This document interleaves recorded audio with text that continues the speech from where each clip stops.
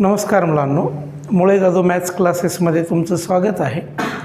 आपण 3 dimensional geometry हा chapter start केलेला आहे आणि यूट्यूब चॅनलवर आपण प्लेलिस्ट क्रिएट केलेली आहे. तर प्रत्येक चॅप्टरचं सिक्वेन्स वाईज व्हिडिओज बघा.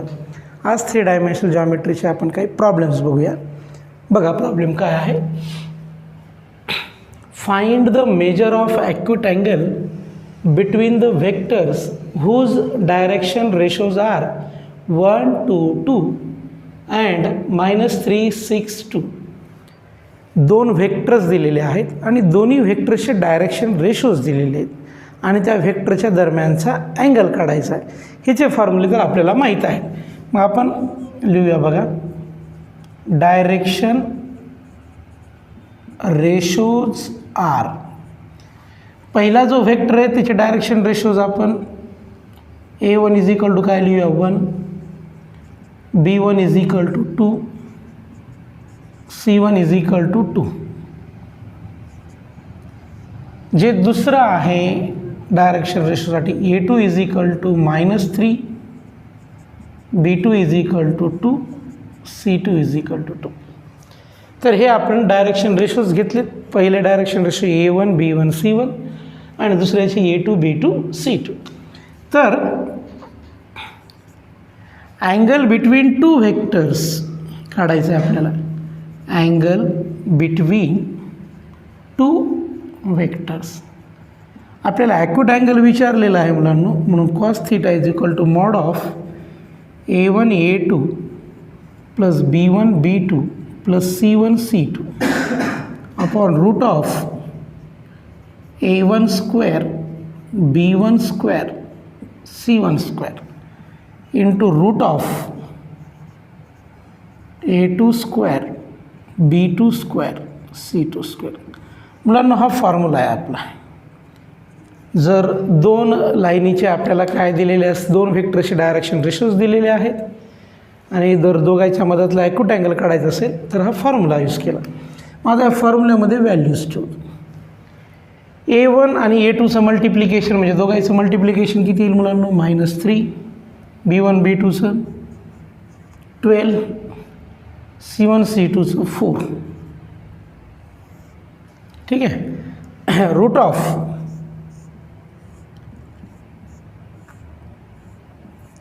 A1 स्क्वेअर म्हणजे 1चा स्क्वेअर किती 1, B1 स्क्वेअर म्हणजे 2चा स्क्वेअर 4 प्लस 4, A2 स्क्वेअर किती आहे 9, 36 आणि C2 म्हणजे 2 त्याचा स्क्वेअर 4. आता ह्याला किती येईल मुलांना 12 आणि 4 किती येणार आहेत 16. ठीक आहे. 16तून 3 गेले 13 येईल. ठीक आहे. पुन्हा एकदा नीट बघा. डायरेक्शन रेशोज काय काय आहेत 1, 2, 2 आणि सेकंडचे डायरेक्शन रेशोज काय काय आहेत -3, 6, 2, -3, 6, 2, -3, 6. डायरेक्शन रेशोमध्ये मुलांना इथं -2 आहे. I will take the -2. जर -2 घेतलं तर हे येणार आहे -4. ठीक आहे. तर त्याला सॉल्व केलं तर काय येईल बघा. 4 आणि 3 7, 12तून 7 गेले किती येणार आहेत 5 डिवायडेड बाय 4 आणि 4 8 आणि 1 9, 9चं स्क्वेअर रूट किती मुलांना 3. हे 36 आणि 4 40 आणि 9 49, त्याचं किती येणार आहे 7 मॉड. हे आलं 5/21. मॉड म्हणल्यास पॉझिटिव्ह व्हॅल्यू घ्यायची cos थीटा आणि मला दोघांच्या दरम्यानचा अँगल काढायचं आहे. मग अँगल काढायचं तर थीटा इज इक्वल टू काय येईल, theta is equal to cos inverse of 5/21. तर मुलांनो दोन याचे आपल्याला काय दिलेले होते डायरेक्शन रेशोज. दोन व्हेक्टरचे डायरेक्शन रेशोज दिलेले असताना अँगल काढण्याचा आपल्याकडे फॉर्म्युला आहे, ते आपण लिहिलेलं आहे. लिहून घ्या मुलांनो. चला मुलांनो सेकंड प्रॉब्लेम बघूया. If the angle between the vectors a bar and b bar having direction ratios 1 to 1 and 1 3k1 is π/4, find k. आपल्याला दोन व्हेक्टर्सचे डायरेक्शन रेशोज दिलेले आहेत आणि त्यांच्या दरम्यानचा अँगल दिलेला आहे मुलांनो. आणि आपल्याला काढायची केची व्हॅल्यू. मग आपल्याला डायरेक्शन रेशोज दिलेले आहेत. अगोदर आपण डायरेक्शन रेशोज लिहूया. ठीक आहे, बघा डायरेक्शन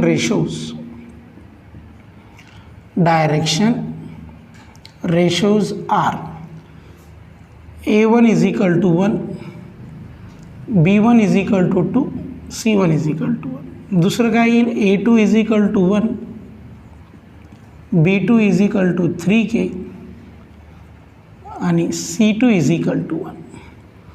आता त्याच्या दोघांच्या मधातला आपल्याला अँगल काढायचा आहे. त्याच्या दोघांच्या मधातला अँगल किती दिलेलं बघा, अँगल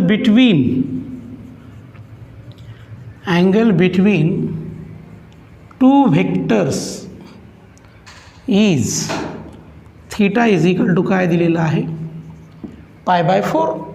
तर आता आपल्याला काय करता येईल मुलांनो, डायरेक्शन रेशोज कळाले आपल्याला, त्याच्यानंतर दोन्हीचे थीटा कळाला दोघांच्या मधातला. आता फॉर्म्युला लिहूया.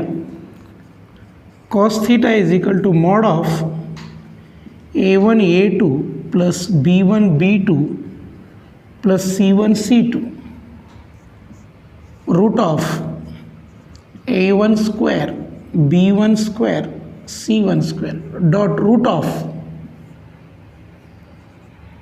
A2 square B2 square C2 square. ठीक आहे मुलांनो, फॉर्म्युला लिहिला.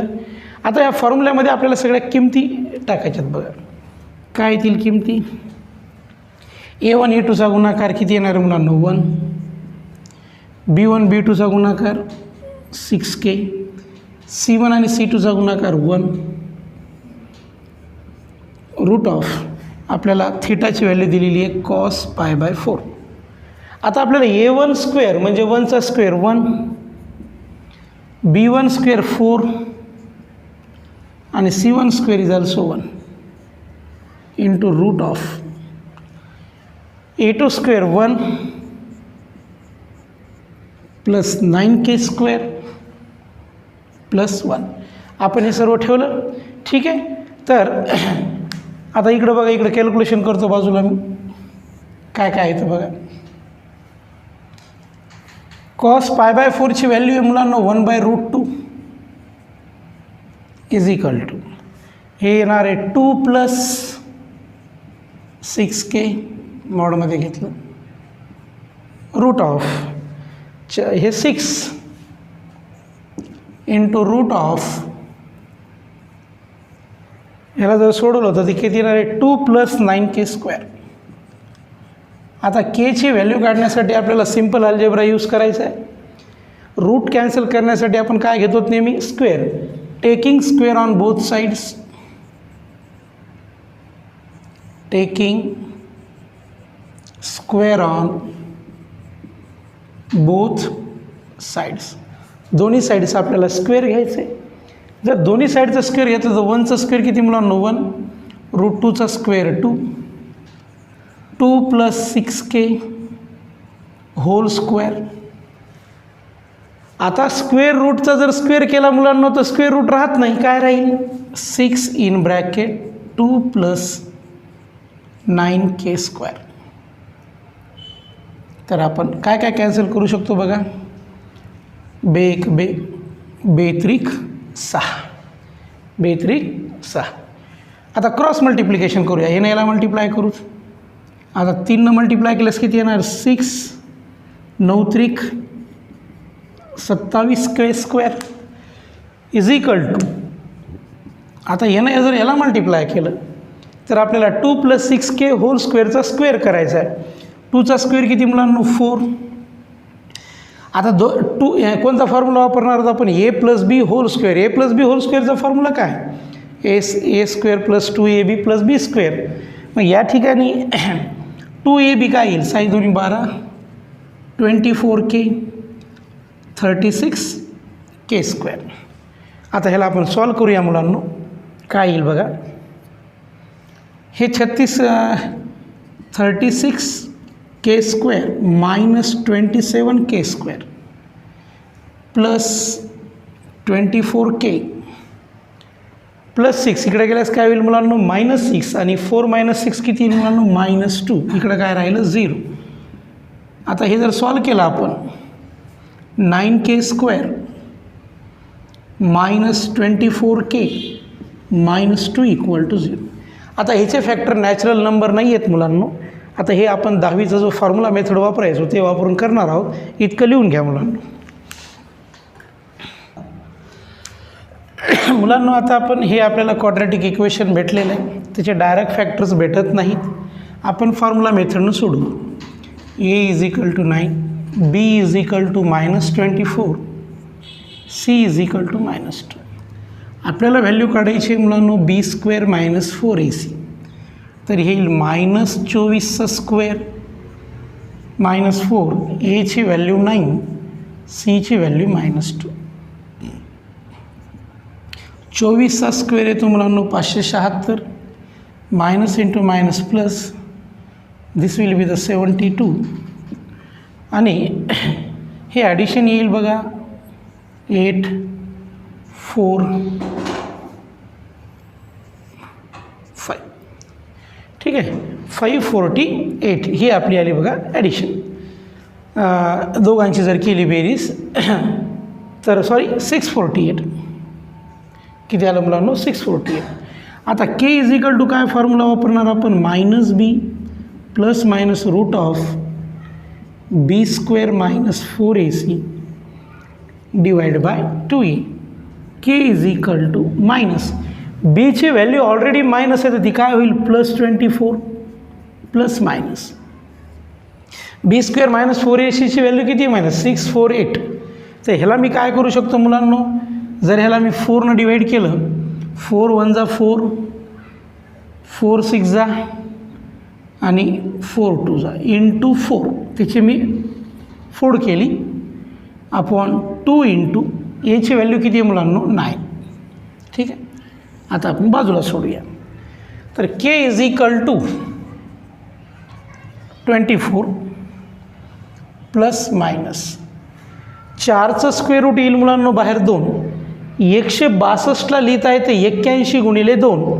मग त्या 81 मधलं स्क्वेअर रूट किती 9 आणि हे 2, तर बाहेर किती येईल 18√2. बघा मुलांना मी काय केलं, 4चं स्क्वेअर रूट 2 ते बाहेर घेतलं, 162चे अवयव पाळले 81 × 2 आणि 81चं स्क्वेअर रूट घेतलं 9, ते 9 × 18 आलं आणि खाली आलं 18. आता मुलांनो ह्या नंबरला एका कॉमन नंबरनं डिवाइड करूत, 4 नं 6 नं करूत. 6 चौक 24 ± 6 त्रिक 18 अपॉन 6 त्रिक 18. This is the value of K. ही झाली व्हॅल्यू केची. ओके मुलांनो, take the note.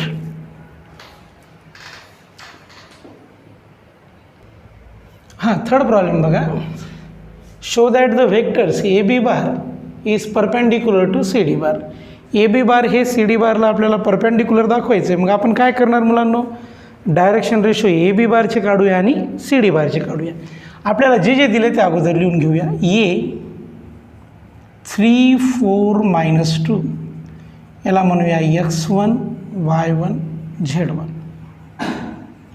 B 1, -1, 2 x2, y2, z. C 0, 3, 2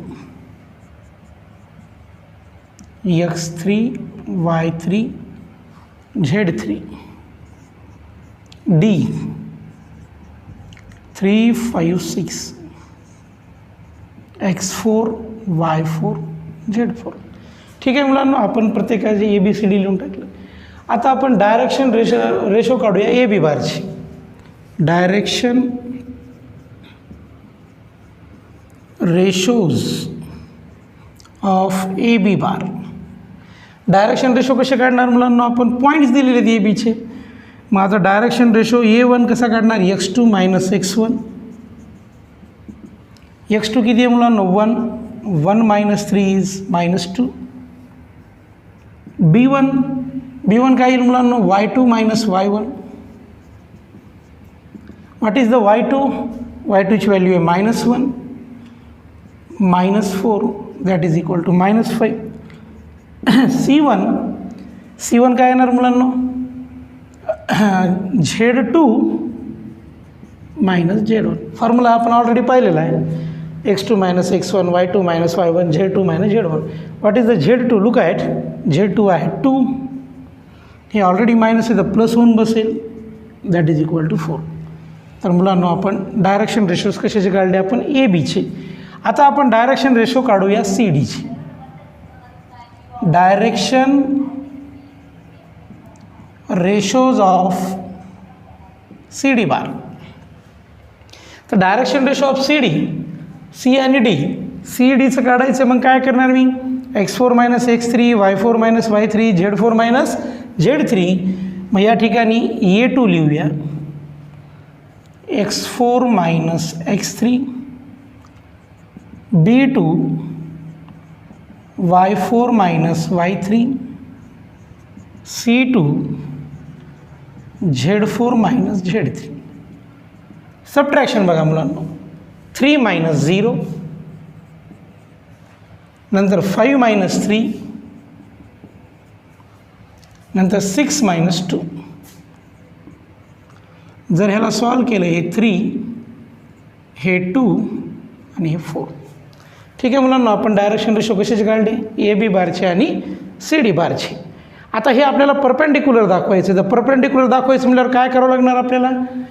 आपल्याला व्हॅल्यू काढावं लागेल A1 A2 plus B1 B2 plus C1 C2ची value. आता A1 A2ची व्हॅल्यू काय येणार मुलांनो? A1ची व्हॅल्यू आहे -2, A2ची व्हॅल्यू आहे 3, दॅट इज इक्वल टू -6. B1ची व्हॅल्यू किती आहे मुलांनो? -5. B2ची किती आहे? 2, that is equal to -10. C1 किती आहे? 4. C2 किती आहे? 4 प्लस 16 इक्वल टू 0. याला सॉल्व केल्यानंतर काय आलं मुलांनो? 0. जर A1 A2 B1 B2 C1 C2ची value जर 0 असतील तर हे ज्याचे डायरेक्शन रेशोज आहेत ते एकमेकांना कसे असतील? परपेंडिक्युलर. ह्याचा अर्थ therefore A B bar is perpendicular to C D bar. ठीक आहे मुलांनो? ओके. थर्ड प्रॉब्लेम बघा मुलांनो, केची व्हॅल्यू काढायची आहे. ए बी सी हा एक राईट अँगलचा आहे बी या पॉईंटला. ए बी आणि सी यांचे आपल्याला काय दिलेले आहेत मुलांनो? पॉईंट्स दिलेले आहेत. तर बघा, ट्रायंगल घेऊया.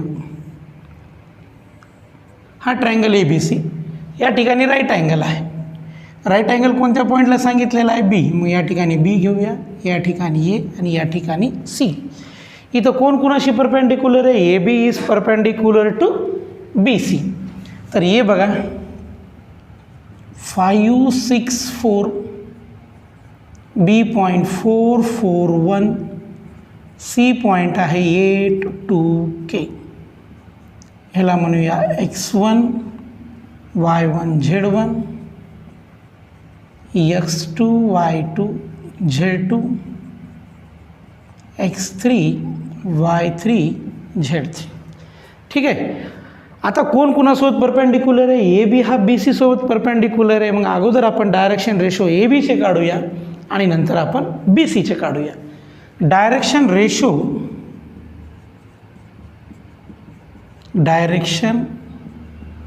Ratios of A B are A1 B1 C1.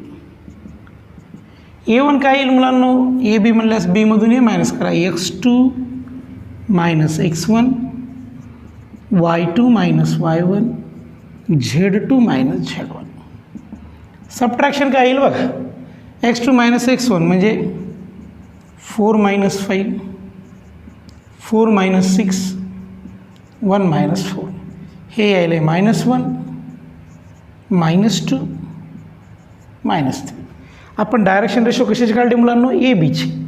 आता आपण काढूया direction ratio B C. Rajkumar हे पार्ट यायला का बघ खाली. Direction ratios of B C are. ठीक आहे. बी सीचे डायरेक्शन रेशो काढायचे. आपण ए बी आणि बी सीचेच का काढतोय? कारण ए बी कुणाला परपेंडिक्युलर आहे? बी सीला. मग बी सीचे डायरेक्शन रेशो काढायचे म्हणजे सी मधून कुणाला मायनस करावं लागेल? बीला. Direction ratio A2 B2 C2. ठीक आहे. A2 B2 C2. Direction ratio हे ए बी सीनं दाखवतात. हे पहिल्या लाईनीचे असल्यामुळं 1 1 घेतलं, हे दुसऱ्या लाईनीचे असल्यामुळं 2 2 2 घेतलेलं आहे. x3 minus x2 y3 minus y2 z3 minus z2. Subtraction बघूया काय आहे. x3मधून x2 मायनस करायचं. 8 मायनस 4 नंतर 2 मायनस 4 नंतर k मायनस 1.